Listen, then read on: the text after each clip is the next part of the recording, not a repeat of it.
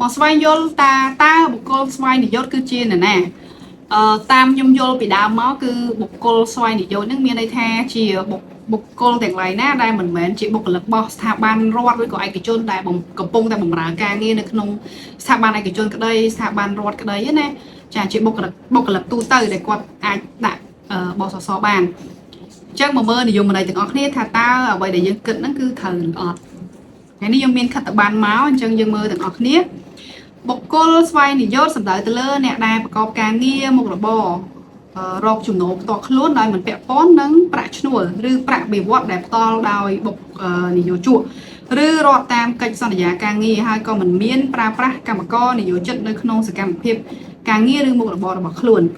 អញ្ចឹងយើងគិតមកមិញហ្នឹងគឺត្រូវហើយមានន័យថាបុគ្គលទូទៅទាំងឡាយដែលគាត់អត់មានជាបុគ្គលិកនៅក្នុងស្ថាប័នណាមួយទេអញ្ចឹងថាតើពួកគាត់អាចដាក់ពាក្យស្នើបសសបានអត់លក្ខខណ្ឌដែលអាចដាក់ពាក្យស្នើបសសសម្រាប់បុគ្គលនិយោជន៍បានចាគឺមានដូចជាត្រូវមានអាយុមិនលើសពី60ឆ្នាំទេគិតដល់ថ្ងៃដែលត្រូវស្នើបានចុះបញ្ជីហ្នឹងហើយសម័យខ្លួនគឺត្រូវមានអត្តញ្ញាណប័ណ្ណសញ្ជាតិខ្មែរភ្ជាប់ជាមួយនៅអត្តញ្ញាណប័ណ្ណផងដែរអញ្ចឹងមានន័យថានៅពេលដែលគាត់ចង់ដាក់ស្នើបសសគឺទី1ត្រូវមានអត្តញ្ញាណប័ណ្ណទី2គឺអាចថានៅពេលដែលដល់ថ្ងៃទៅស្នើហ្នឹងកុំឲ្យមានអាយុលើសពី60ឆ្នាំ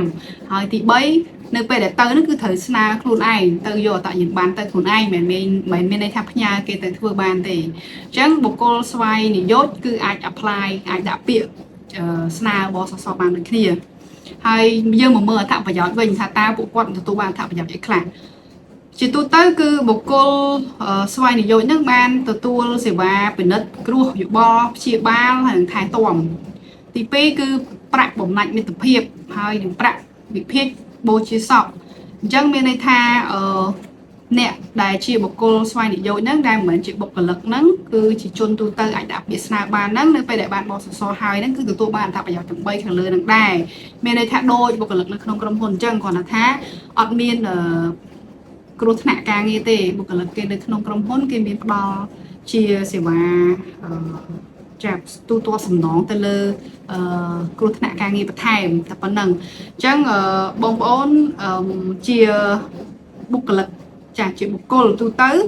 អាច apply អាចដាក់ពាក្យស្នើបសសបាន